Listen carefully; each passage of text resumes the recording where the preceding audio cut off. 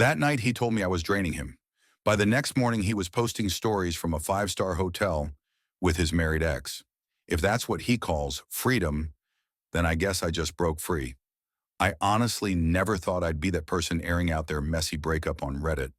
I'd read posts like this in the past and think, yikes, glad that's not my life. But here I am. And no, this isn't a throwaway account. I genuinely don't care anymore. Some of you might read this and think I've lost it or that I'm being over the top. But I swear I'm not exaggerating a single word. If anything, I'm trying not to sound as unhinged as I actually feel. My hands are still trembling, and it's already been a few days. Sorry in advance if this gets long. I'm hunched over my phone at my sister's kitchen table right now, typing with shaky fingers because I can't even bring myself to be in my own apartment. I'm not going to start from the cute beginning of our relationship because honestly, it was pretty basic and uneventful. You don't need a meet-cute setup or some rom-com intro. That's not the story here. Let's just jump to last month because that's when everything started to get strange. And I know people say that kind of thing all the time. That's when it got weird. But I seriously mean it. Jason started treating me like I wasn't even part of his story anymore. Like I was some extra in the background instead of, his girlfriend. He'd sit on his phone for hours, not even doom scrolling TikTok or anything, just digging through forums about watches or sneakers, barely acknowledging me. I'd try to make plans. Say something like, hey, want to go grab ramen later? And he wouldn't even look up. Just mumbled something like, I don't know. I'm not really hungry. Can we just stay in? Then a couple hours later, he'd leave the house alone and come back with takeout. I didn't think he was cheating, honestly. It felt more like he was overwhelmed or just going through something. Burnout, maybe. Depression? So I tried to give him space. Then about 2 weeks ago, he started slipping these little comments into conversations. They might not sound like much if you just hear them out loud. But when you live with someone, every tiny shift feels like a brick being added to your chest. He'd say stuff like, you never let anything go, Emily. Or, I just want to relax. Can you not right now? But the one that hit the hardest? Sometimes I feel like I can't breathe. And then just a few hours later, he'd be all over me, wanting to cuddle in bed or wrapping his arms around me while I was making coffee. So I figured, okay, he's stressed, he's overwhelmed. I'll ease up. Looking back, the red flags were waving hard, especially when he stopped coming with me to dinner at my parents'. My mom once called him out for not helping set the table, and he sulked the rest of the night like a scolded kid. After that, he was always busy whenever we had family stuff. Said he needed time to himself, that he had to reset. My sister Rachel thought he was being ridiculous, said he was acting like a baby. But me, I defended him, like a complete idiot. He's just tired. He's introverted. He doesn't like crowds. All the usual excuses. Fast forward to last Friday. I went to this ceramics workshop with my best friend Lily. She's in a group chat with me and Rachel. You'll hear more about her soon. We spent maybe 3 hours there, just goofing off and getting covered in clay. I came home around 9, gross and exhausted, ready to shower and demolish a bag of chips. And there's Jason, sitting on the couch in the dark, face lit only by his phone screen. I say, hey, and he doesn't even look up before saying, can we talk? You know that tone, the one that makes your stomach drop, the this is going to hurt tone. So I sit down, still in my stained sweatpants, feeling disgusting and completely unprepared. He lets out this deep, dramatic sigh, like he's gearing up to carry some enormous emotional weight. Then he says, I don't mean to be harsh, but I feel like you're draining me. I literally laughed. I thought it had to be a joke. I mean, who even says that outside of some scripted YouTube therapy session? But his face? Completely serious. He kept going, said stuff like, I need to remember what freedom feels like, and I need space. Then asked me not to text or call him for a while so he could clear his head. And then he just got up, grabbed his duffel bag, already packed, so clearly this wasn't some spur-of-the-moment meltdown, and walked out the door. Didn't look back, no hug, no goodbye. Just the sound of the door slamming shut behind him. I just sat there, stunned, kept thinking, okay, he's going to text me in 10 minutes and say he overreacted, that he's coming back, but nothing. So I took a shower, ate a bowl of cereal, called Rachel, who immediately lost her mind and called him a man-child, said I should have dumped him first. But I didn't even have it in me to argue. I just felt empty. Some stupid part of me still expected to wake up in the middle of the night and find him crawling back into bed like he always did after a fight. But the bed stayed cold, all night. Saturday morning, I wake up to 3 missed calls from Lily, which is weird because she usually just texts. When I call her back, she's like, Emily, have you seen Jason's Insta story? I tell her no. I was trying to be all mature and respect his space, like a complete dumbass. She sends me screenshots, and I swear to God, I thought I was losing my mind. First picture? A luxury hotel room with a city view. Next, a fancy restaurant I've never been to with him, 2 glasses of wine, a huge steak, and some tiny dessert that looks straight out of a food commercial. Then a boomerang, a woman's hand wearing a chunky bracelet, clinking glasses with his. Definitely not my hand, not Rachel's, not Lily's, and absolutely not his mom's. So I scroll through my camera roll to double check, and there it is. I know that bracelet. It's Bianca's, his ex, from 3 years ago. She was obsessed with big, flashy jewelry, wore it constantly. I remember her showing up in his Instagram stories back when we had just started dating. It used to make me feel so insecure. And now she's back in his stories, like I was never even there. But the one that really made my stomach drop, a shot of the hotel nightstand, and sitting on it was her perfume bottle. That stupid bottle shaped like a little crystal. She used to post about it constantly back in her influencer days. I always hated that scent. It smelled like cheap candy and desperation. And in the background of the video, you can hear her laugh. Quiet, but unmistakably her. I'd recognize that laugh anywhere. Last I heard, she was married, but clearly that didn't stop her. So I text Jason, and I don't hold back. I asked him if he was seriously this pathetic, that he had to run back to his ex like some lost puppy. I said, "Is this what you meant by freedom?" And he left me on read. For hours. Eventually, he sends me a wall of text. The tone? Condescending. He basically said, "Don't embarrass yourself. I told you I needed space. Maybe go work on your jealousy." According to him, he was just catching up with an old friend. Please, I wasn't born yesterday. I know exactly what's going on. And so does he. He just doesn't have the guts to admit it. So I called Rachel, hands shaking, full of rage. She didn't even hesitate. "Don't let this man make a fool of you," she said. She warned me not to pick a fight with Bianca, said it wasn't worth it. But she also told me not to let Jason twist this around and make me the villain. I asked her, "Do you think I'm overreacting? Am I being crazy?" And she goes, "No. This is textbook manipulation. He knows he's in the wrong, so he's flipping the script." That's Rachel for you. Brutally honest, maybe too much sometimes, but exactly what I needed in that moment. Later that day, I got a DM from Adrian, one of Jason's friends, although, to be honest, he's always low-key hated drama. He asked if I was okay, said he saw Jason at a hotel bar the night before, looking smug, like a kid who just got away with stealing something. I asked if he saw who Jason was with. Adrian just said, "Didn't want to get involved. But Emily, it's not a good look." And yeah, I get it. No one wants to take sides. But that doesn't mean it doesn't hurt. I know I probably sound like I'm spiraling, but I have the receipts. I know people will say, maybe it was innocent. Maybe they're just friends. But come on, who goes to a 5-star hotel with their married ex and then posts about it on Instagram unless they want people to see? This wasn't subtle. This was a performance. I know Bianca. I know Jason. And I know exactly how much they both love attention. Bianca always wanted to be the one that got away. She lived for that narrative, used to brag about it like it was a trophy. And Jason? He's constantly chasing some new thrill. Gets bored the second things feel stable. He's told me before he feels like he's meant for more, whatever the hell that means. Honestly, I think he thrives on drama. Saturday night, silence. Not a word from him.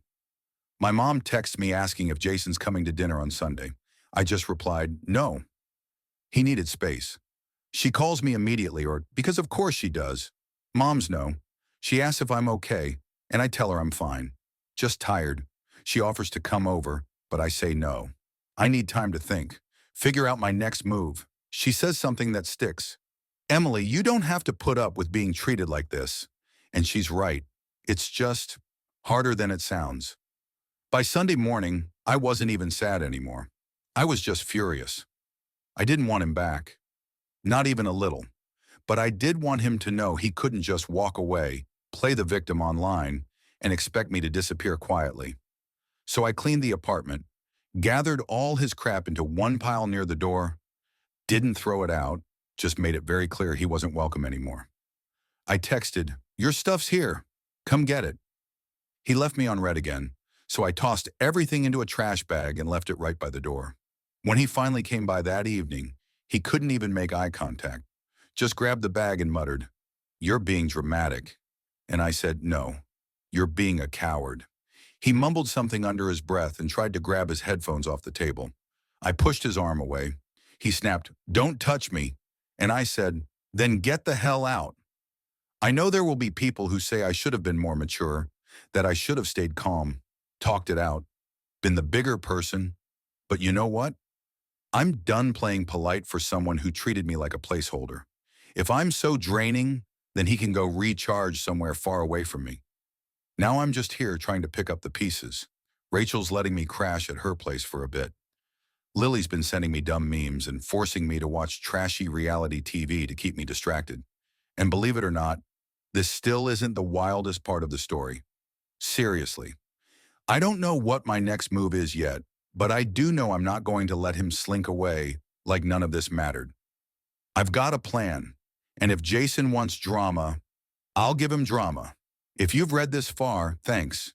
You've got more patience than I do right now. I'll post an update if anything new happens. But something tells me this is just the beginning. It's been a week since I posted. Still crashing at Rachel's place. She's letting me take over her weird fold-out couch.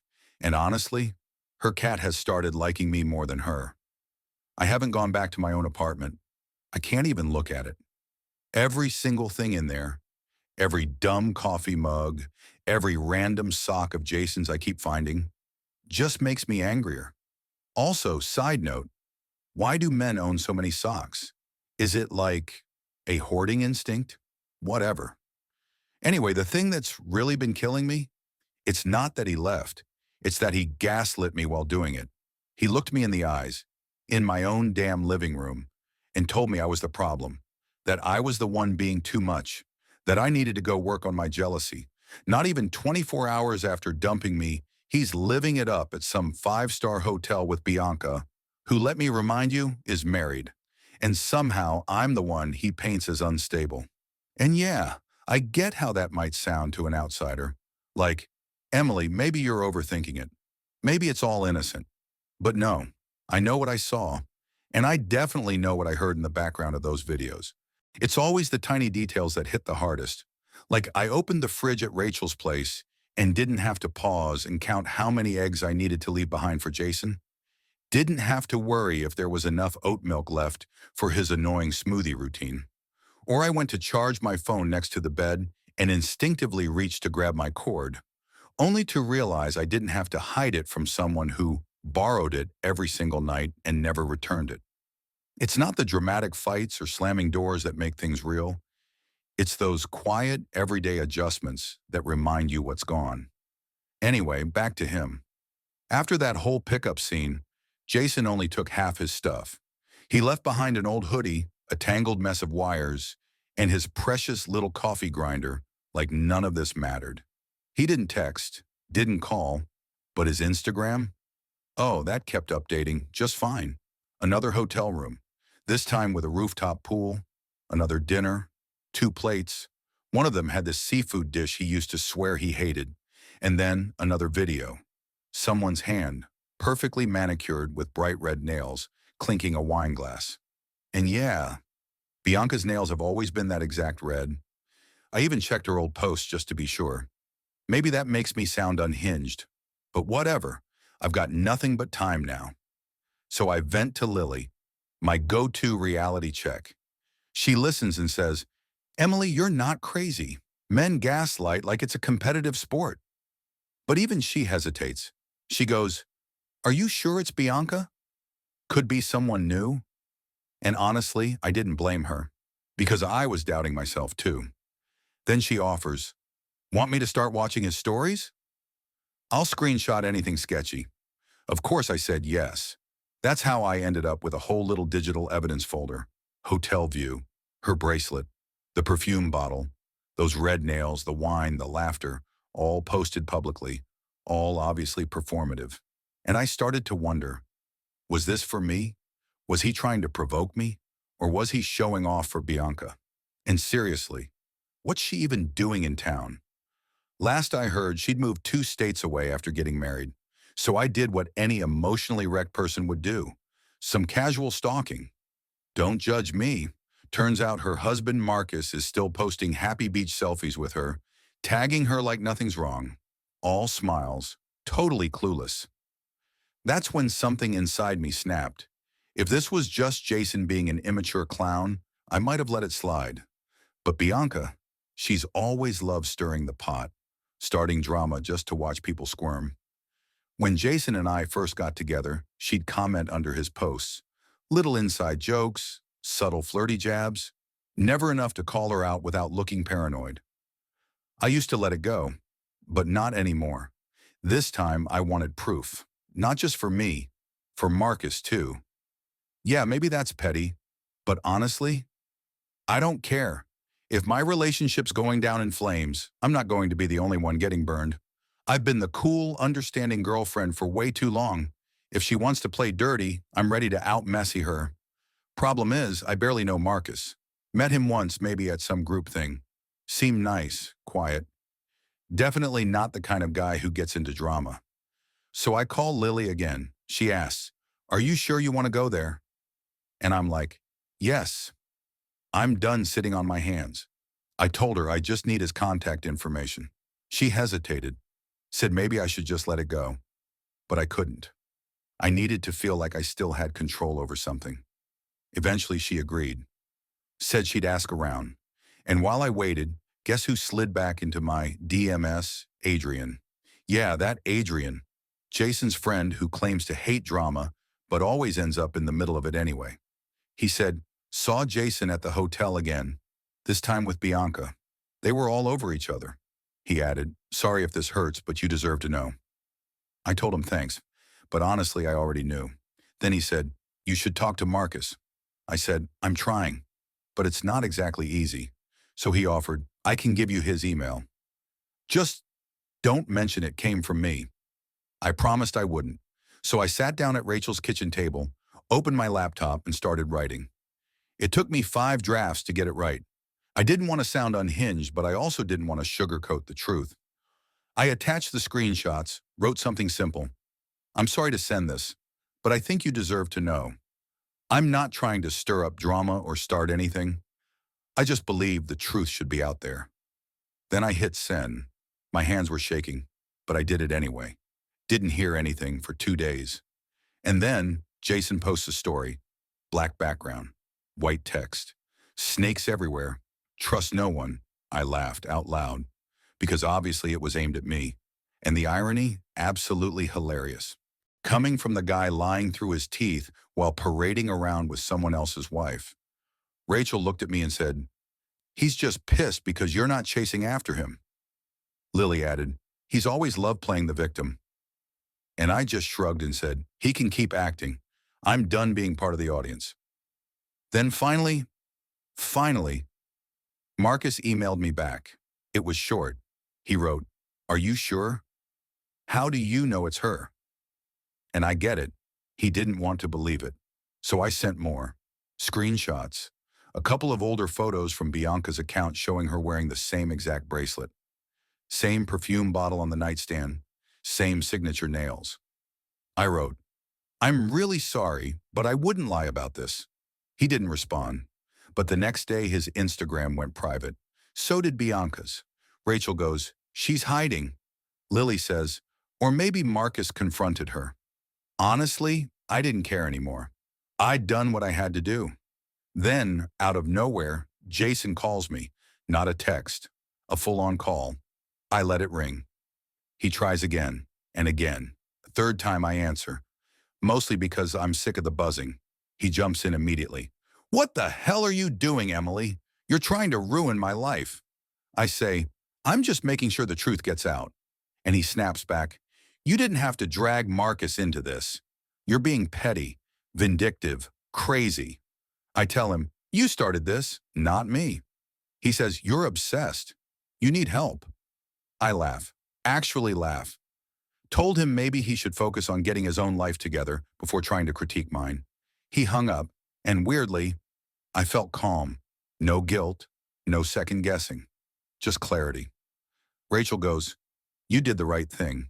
Lily adds, he's projecting. He's just mad he lost control. Then I get a text from Adrian. Jason's freaking out, says you ruined everything. I replied, good. But of course, it doesn't end there. Bianca slides into my DMs, full-on rant. Starts with all caps, how dare you? Then a string of, this wasn't your business, and you're just jealous because Jason picked me. I didn't even get mad, I laughed. I wrote back, I'm not jealous, I just don't like being lied to. She left me on red. Later that day, I swung by my apartment to grab some clothes, and there he was, Jason, standing outside my door, hands stuffed in his pockets, doing his best lost puppy impression. I looked at him and asked, what do you want? He said, I just want to talk. I said, then talk. He sighed. I didn't mean for it to get this far. I said, oh, you mean getting caught? He goes, you didn't have to drag Marcus into it. I shot back, maybe you should have thought of that before taking your married ex to a hotel. He groaned, you're making this worse. I said, no. You made it worse. I'm just leveling the field. He tried to step closer, and I threw my arm up between us. Don't touch me. He backed off. Then things escalated. He started blaming me, told me I never listened, said I made him feel trapped, that Bianca understood him in a way I never did. I said, then go be with her and leave me alone. He muttered, it's not that simple. I told him, it is for me. He said, you're being cold. I said, I'm being honest. Then I told him to leave. He slapped the wall, hard, then stormed off down the hall. Rachel told me, you're a legend. I said, I just want this to be over. That night, Lily came over. She brought a bottle of wine and an ungodly amount of junk food. We watched awful reality shows, and she made me promise not to text Jason. Not even once. I promised. She told me, you're stronger than you think. I said, I just want this behind me. Later, my mom called, said she was worried, asked if I wanted her to come up. I told her no. I've got Rachel and Lily. I'm not alone. She said, Emily, it's okay to be angry. I said, I know. I fell asleep on the couch. Woke up to like 10 missed calls from Jason. Didn't answer a single one. The next day, Adrian texted again. Said Jason was out there telling everyone I was crazy and manipulative. I replied, let him talk. The people who matter, they already know the truth. A few days later, I got one final email from Marcus. Just 2 lines. Thank you. I appreciate it. And that's it. So yeah. I don't know exactly what comes next, but I do know I'm not backing down. If Jason wants to play games, I can play harder. I'm not going to let him twist this into some narrative where I'm the villain. I'm done being the cool, understanding one. Done letting people step on me like I don't matter. And if anyone reading this thinks I went too far, maybe I did. But honestly, I'd do it again. Because you can only be the bigger person for so long before you realize sometimes being a little petty is just self-preservation. I'll update if anything else happens. So yeah, I'm back. Because apparently this saga refuses to end. If you're just catching up, quick recap. My boyfriend Jason dumped me with this dramatic, you're draining me, I need freedom speech. Walked out like some tortured soul. And then immediately started posting Instagram stories from luxury hotels with his married ex Bianca. And when I called him out on it, he flipped it and said I was jealous, that I was embarrassing myself. So yeah, I dug up the receipts, sent everything to Marcus, Bianca's husband, and now It feels like I dropped a grenade straight into everyone's life, including my own. But you know what? I'm not even sorry. Things really blew up about 3 days after I sent that email to Marcus. I was at Rachel's again. Her cat had officially claimed my suitcase as its new throne. I was doing the usual, scrolling, eating half-stale pizza, trying to stay invisible. Rachel kept trying to drag me out for a walk, but I was glued to the group chats, mostly because Lily was live texting me everything blowing up on social media. She said Bianca had gone completely silent on her main account, but her old Instagram, still alive and kicking, posting cringe passive-aggressive quotes about betrayal, snakes, and people who don't mind their own business. Very 2015 Tumblr energy. Honestly, I almost respected the throwback. Then Lily hit me with, "Do you think Marcus actually did anything?" I told her, "I don't know. Maybe he's just processing." She said, "Men never act unless they have undeniable proof. They want to believe the best." I told her I gave him everything I had. I wasn't holding anything back. And honestly, it's not my problem anymore. But still, I couldn't stop thinking about it. What if he just ignored it? What if nothing changes and all I did was light a fire that didn't need burning? Later that night, I got a text from Adrian. Not a meme, not a cat video. Just, "Thought you should know. Jason got locked out of the hotel. He's crashing at my place." I stared at the screen, not even sure how to respond. Finally, I typed, "Why is he there?" Adrian replied, "Marcus showed up at the hotel. Huge scene. Security got involved." He added, "I wasn't there, but I heard enough. Jason's blaming you for everything. But honestly, you did what had to be done." I wrote back, "Not my circus, not my monkeys." Rachel was listening from the kitchen. She yelled, "Told you this was going to get messy." I shot back, "Messier than this?" She just laughed. "Jason's going to try and spin the story. You know that, right?" I said, "Let him try." Next morning, my phone exploded with notifications. 3 missed calls from a random number. Obviously Jason, since I blocked him after his last screaming match. 2 voicemails, a flood of DMS. Some were mutual friends, some people I hadn't heard from in years. Apparently, the whole saga had leaked into every group chat imaginable. People were talking. Bianca's old friends started messaging me, saying crap like, "Why did you have to ruin her marriage?" I just blocked and deleted.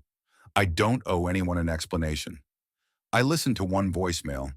Jason's voice was all over the place.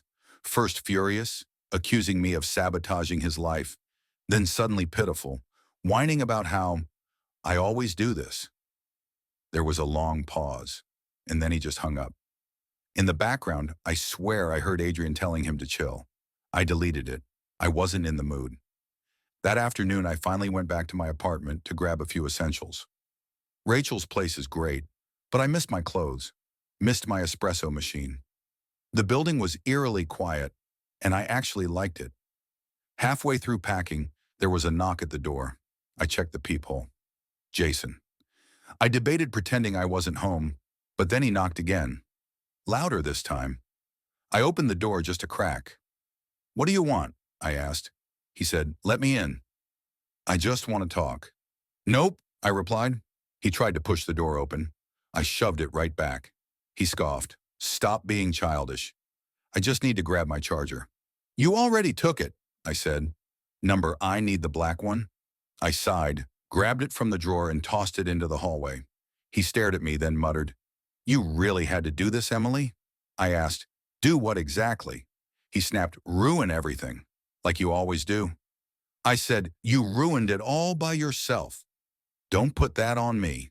He took a step forward, so I stepped outside and shut the door behind me. His voice rose. "You're not going to get away with this." I shot back, "You're not going to scare me, so don't even try." He sneered, "You think you're some kind of hero, but really, you're just bitter, because Bianca chose me." I laughed. "Chose you?" I said. "Looks like nobody chose anyone." He got too close, right in my face, so I shoved him back. He stumbled, cursed, and stormed down the hallway. I went back inside and slammed the door. Then I called Rachel, told her everything. She was livid.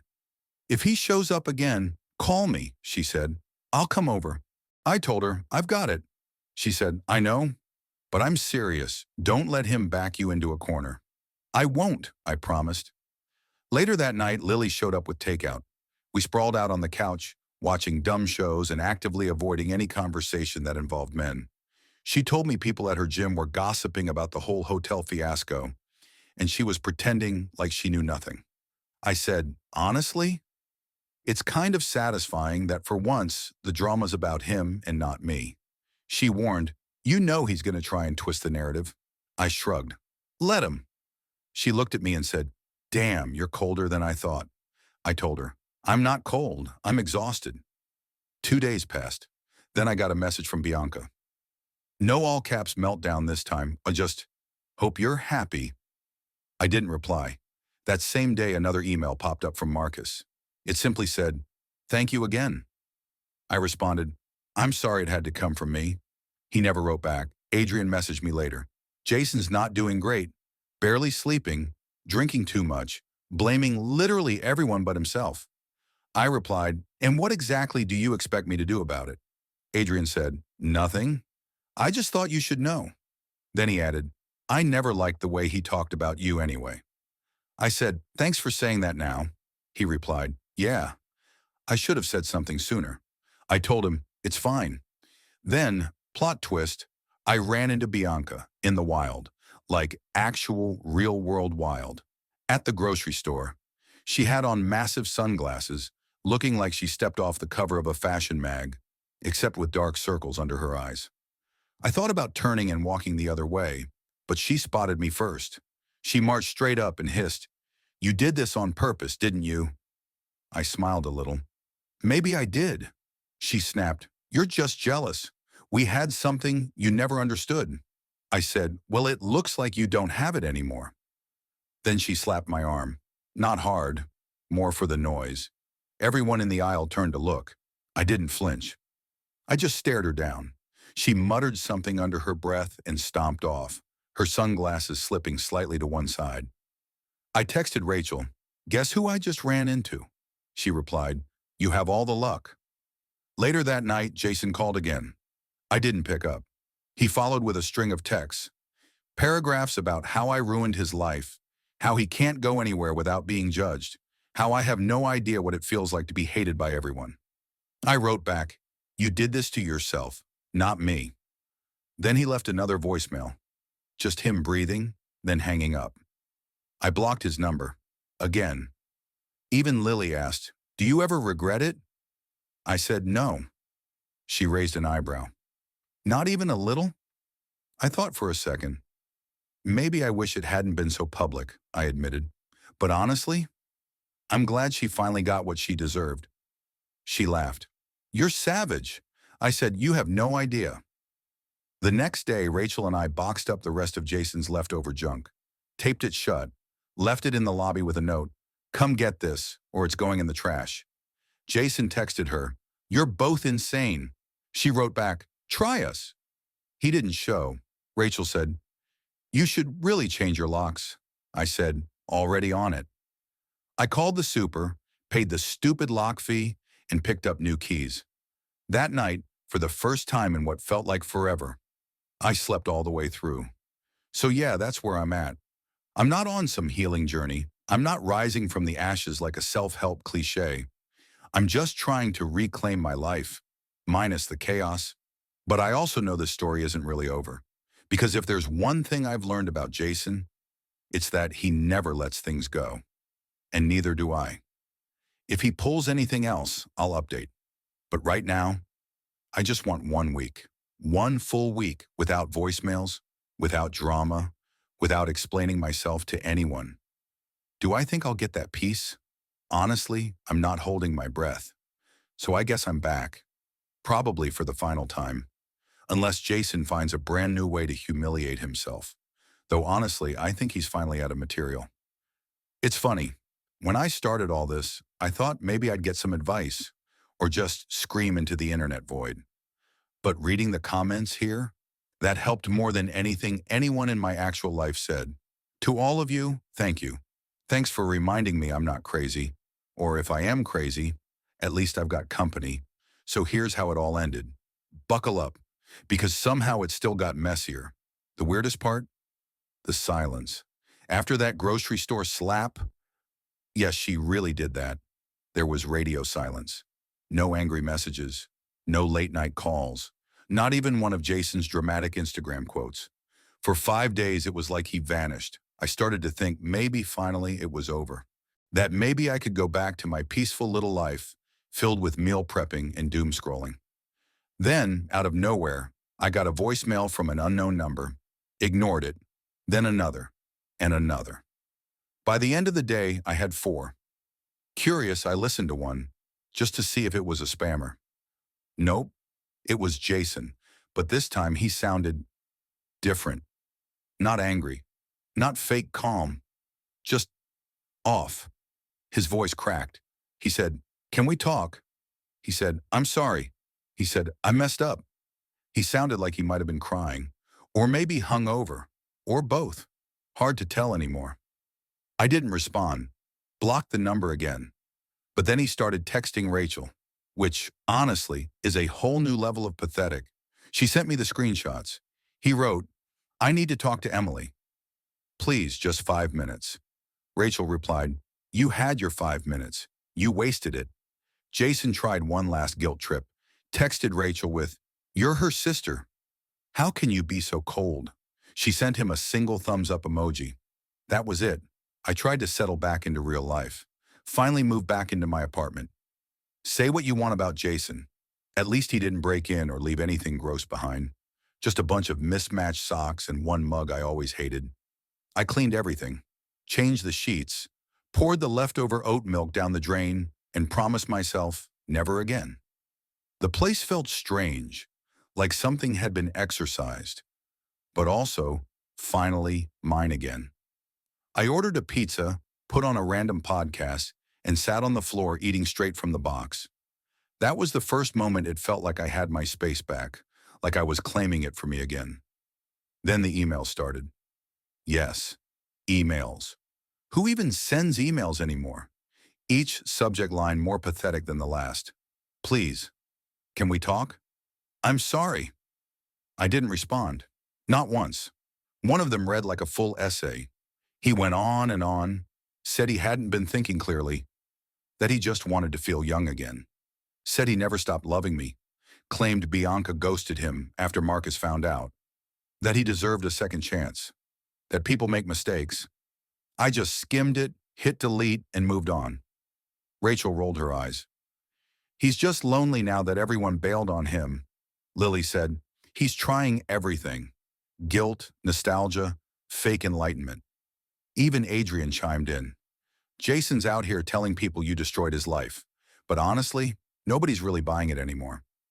I replied, what else is new? Adrian added, if he shows up at your place again, call me. I said, I will.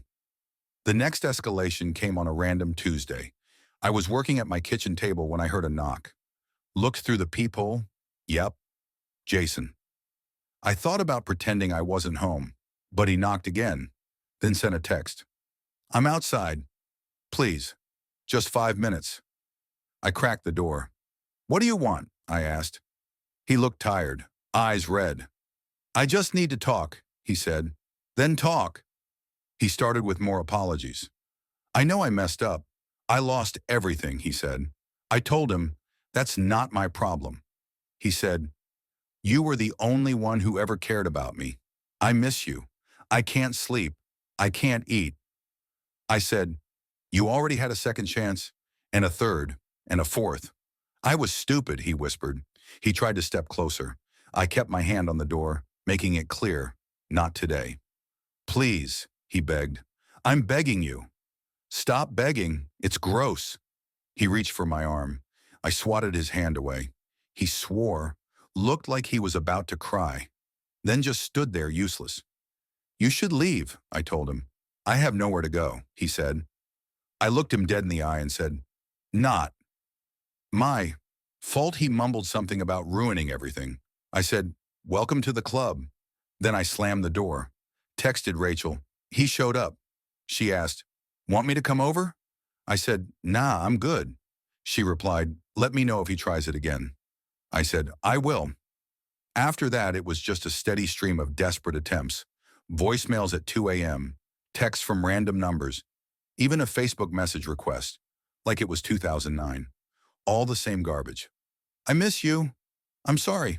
Please forgive me. I'll do anything. I blocked every number, every account, and weirdly, I got good at it. Fast.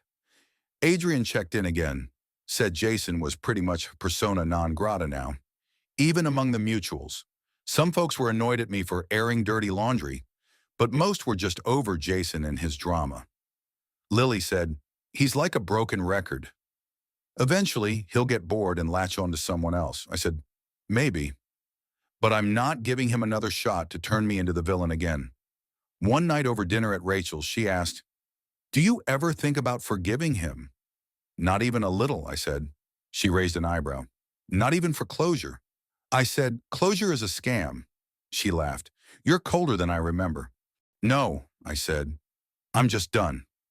The last time Jason tried anything, he showed up at my building again.